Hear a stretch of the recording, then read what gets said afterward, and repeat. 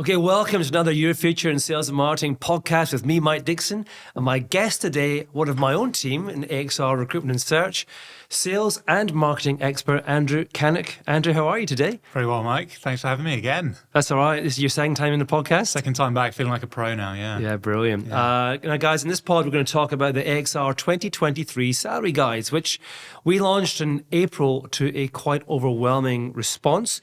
The demand has been, I think, pretty incredible. And the feedback tells us we're producing something that people really need and really want. Now, with Andrew's help, I'm going to unpack what's in the guides for you, why we produce them, and how you can get the most out of them. Now, before I do, I mentioned Andrew was a sales and marketing expert. Now, you are becoming a recruitment expert, Andrew. But tell me a bit about your background, which I think will give you a very qualified perspective to see the salary guides from both a candidate and a client's point of view. Absolutely, yeah. So I think expert might be a little bit flattering, but I like to think I know a bit about the area.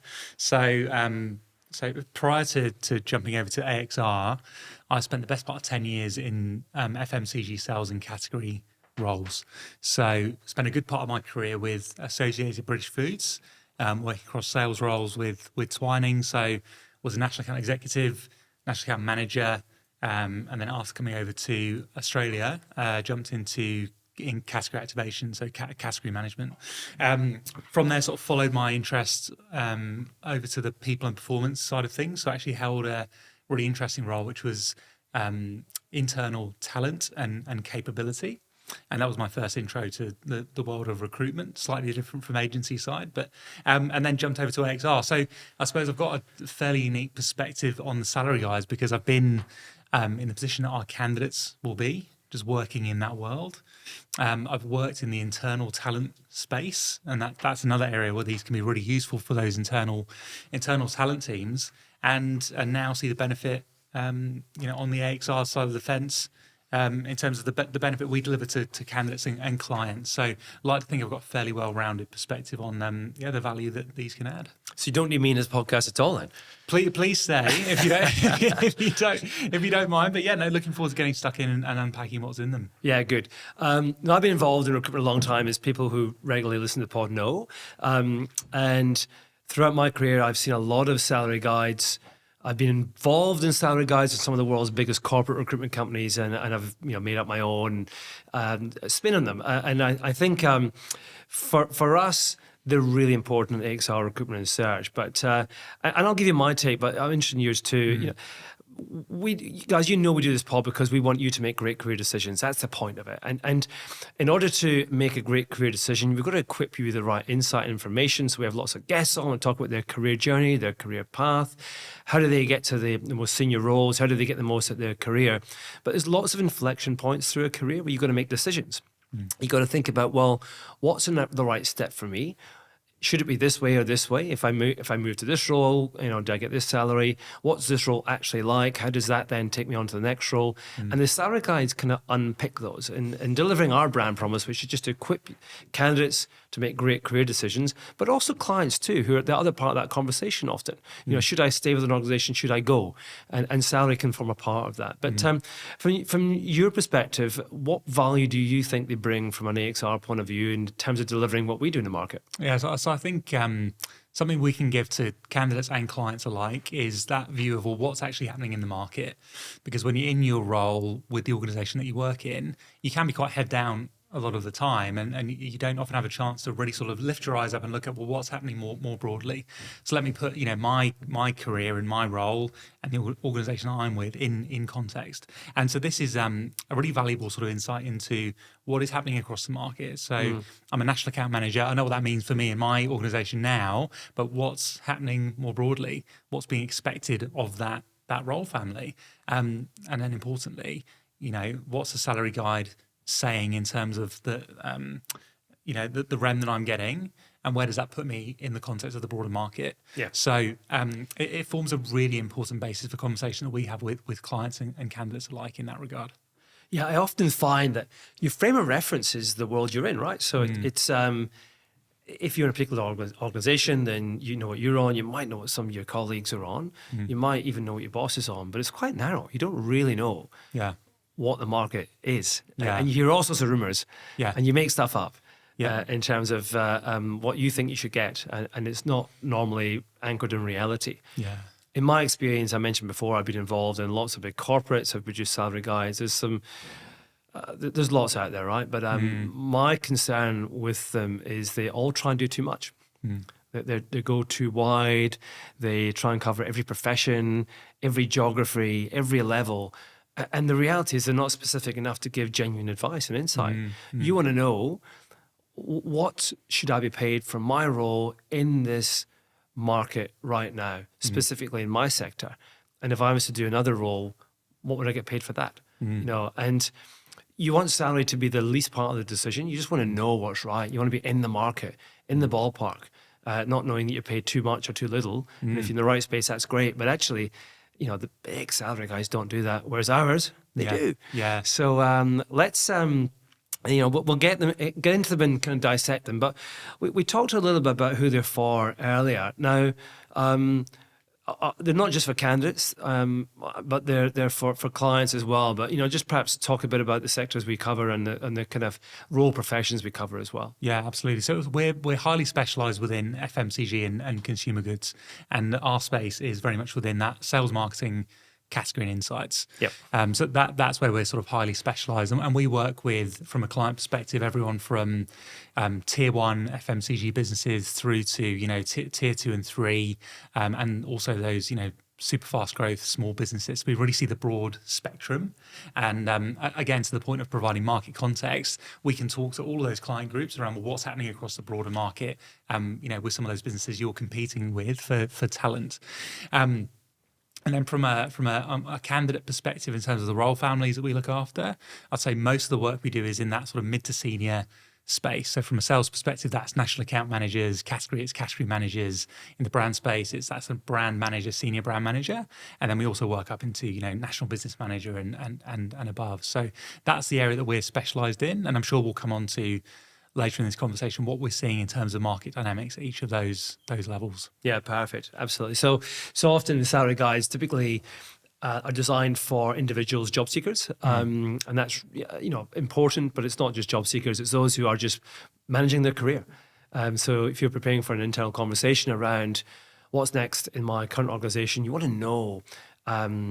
Actually, where does your role fit in the marketplace and where does your salary fit in the marketplace? So I think that's really important, but also to equip the line managers on the other side of that conversation. So and I can talk from a client point of view. When I was in that internal talent role, I was sent a few salary guides after conversations with recruiters around our requirements, and I can't remember which one specifically, but you wouldn't say that would be nice. Wouldn't possibly say, but I'd say that generally speaking, they said a lot without really saying a lot in a way, because I think to your point that the appeal was too broad. Yeah, there's a lot of stuff that goes into there in terms of statistics around flexible working and other workplace benefits, which is it's all nice stuff to know. But what you really want to get down to is the crux of it, which is what's expected of me in my role, and what can I be, what level of compensation can I expect for that? Yeah. And I think that's the beauty of ours, is that they're much more concise. So,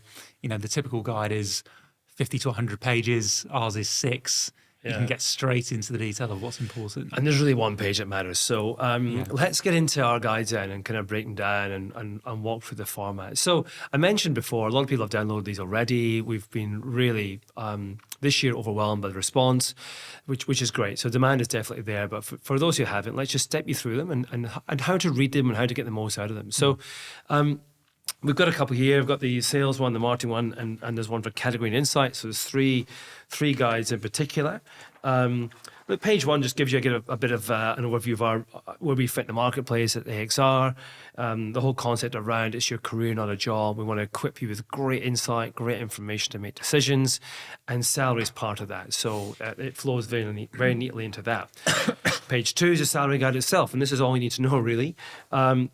And we split them up by the entire role family. So if I'm looking at the sales one, for example, perhaps I'll just talk to the first part, Andrew, and hand back to you. But if you look at role family, we start at kind of junior early stage career and go right up to top of function. So in sales terms, within FMCG sales, it starts at national account executive and goes right through to sales director. But what we do in terms of this guide is actually group the role titles together because the titles vary so much, and one person's role title is not somebody else's. So the role titles are grouped together appropriately.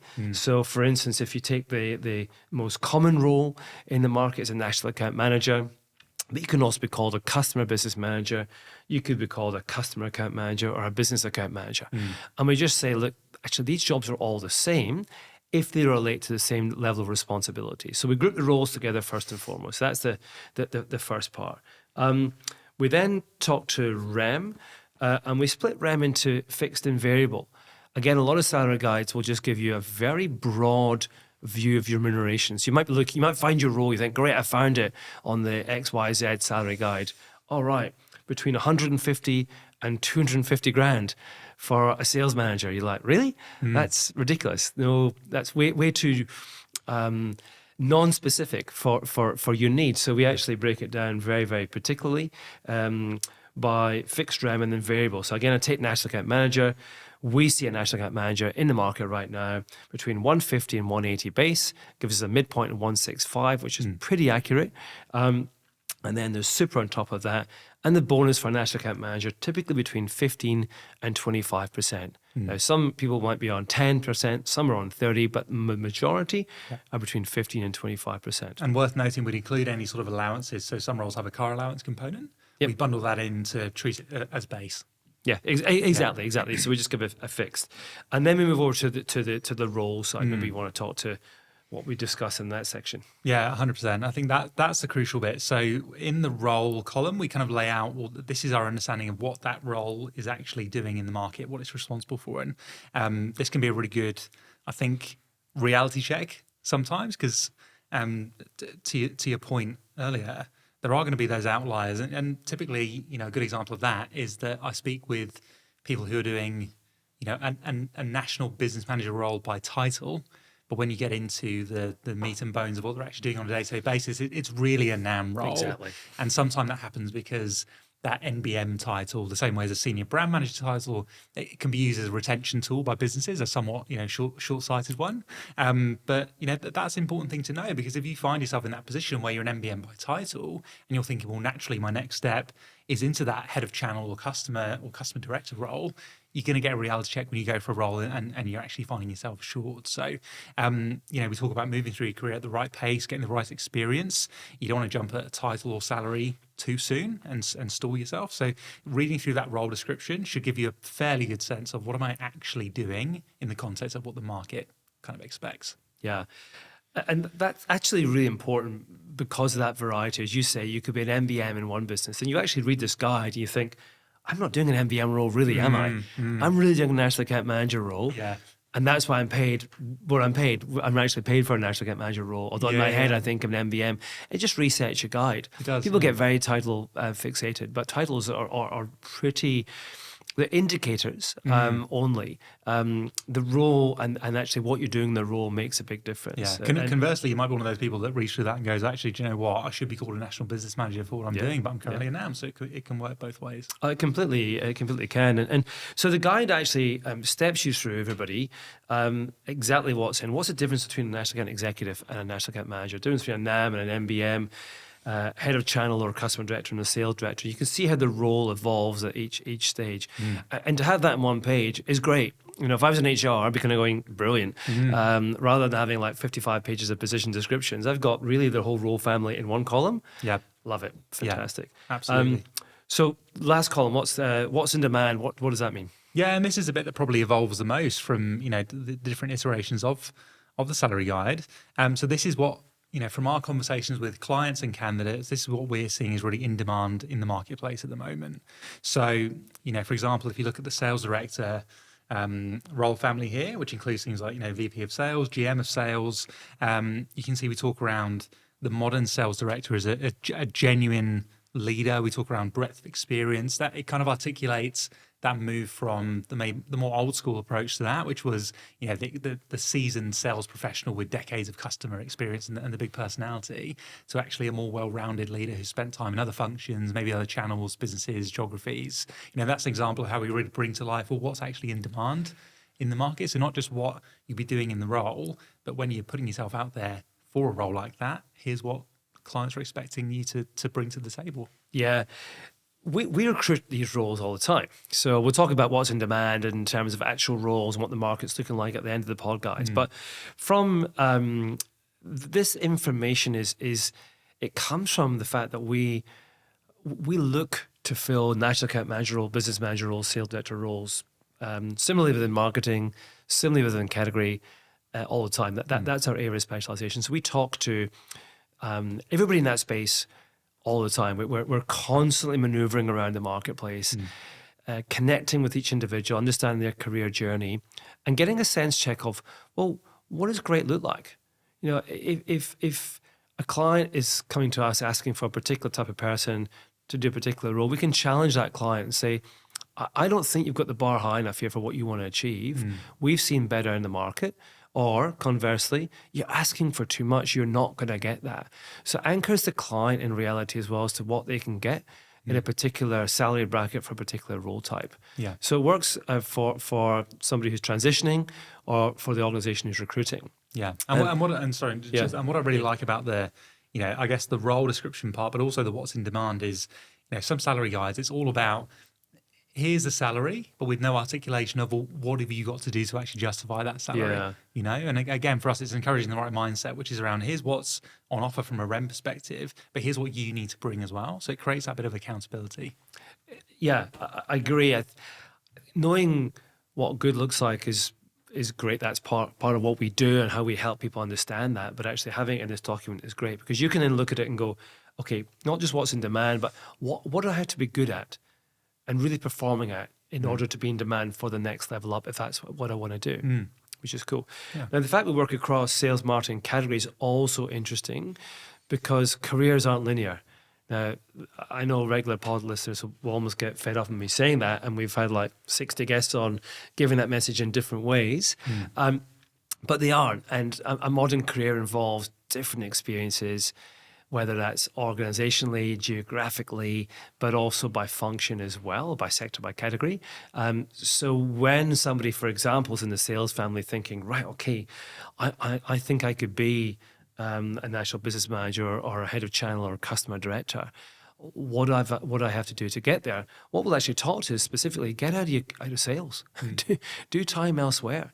And that's easier said than done if you don't know what those roles are, or you've only got some exposure to them. So you grab our guide, you think, okay, well, it says here I should probably spend time in category. Now, I do work with the category people, so I have some idea of what they do, but actually, what do they get paid? And what actually specifically do they do? And what's the difference between a junior category manager and a senior category manager and so forth? So you can actually cross-reference the guides too, which is really cool. And you can say, well, if I'm a national account manager and it's really important I become a category manager, do I have to take a backward step in salary?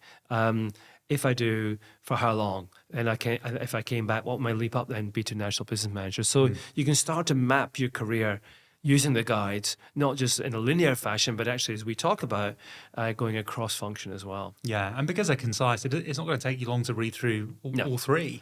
And if you want to progress into more senior roles, having that understanding of what the different functions do and how they interlink is crucial. So it can help with that as well. Yeah, great. So that's the guides in terms of what the content is. So just to summarize again, we've got role titles grouped in a way that makes sense. So you can figure out where does your title fit. Now, you then moving across the guide, you're then moving into salary. So you look, well, what am I paid? Where does that relate to the right role title? Or if there's a mismatch, it's probably because the role you're doing isn't the same as the role title. So you then go to the next column, look at the role and say, well, okay, what role am I actually doing? Right, okay, in which case my title probably is misaligned. But if I then want to fix that or move up to that title in real terms, what I have to do, what's in demand, what I have to perform at, or do I have to jump out the function in order to make that move up? So it's a really practical toolkit. It's not just check my salary. I'm not paid enough. Give me something to, oh, Mike or Andrew sent me this, Mr. Sales Director, I'm underpaid. What do you think? Give me some more money. There's a lot more in it that gives context to that conversation and meaning to the conversation if you need to have it with your boss. Yeah, and just helps inform those great career decisions, which is what we're ultimately trying to encourage. So on brand, love it. Yeah. Good. So in this sales guide, we actually have a second page on field sales, which is really interesting, guys. If and moving between field sales and customer management is pretty interesting. Then just concluding on the guides, we have a page of just insights from our senior network. Point you back to this podcast where there's, I mentioned, 60-odd guests who are just giving us so much insight over their career journeys from running big companies or running functions, running small companies, different categories to say, hey, this is the journey I went on, learn from my journey. So there's lots of links and indications there, which is very useful. And then the last page is just a bit on other career resources we have for you. So the guides are pretty simple. If you haven't got it, you need to get them. And you're not limited to one, and they are free, which is a bonus. Cool. So that's the guides, and maybe worth just jumping on to what some of the call outs are with each one, because there's some trends we've seen in the marketplace, which will then lead us on to what's happening now in the market, what do we think is going on in the future. But perhaps just breaking down each one of the guides by sales first and category of the marketing, Andrew, and we'll just kind of point to some of the things that we've highlighted as worth noting. So what have you seen in the sales salary guide that's kind of worth people being across and knowing? Yes, I think particularly relevant for a lot of the roles that we work on. There is continually more and more falling into that NAM role. So that role is expanding all the time in terms of the level of responsibility that sits within that. And that's really cool, because what you're then seeing as a result of that is actually people spending a bit more time at that level, because there's just this opportunity in kind of mid-career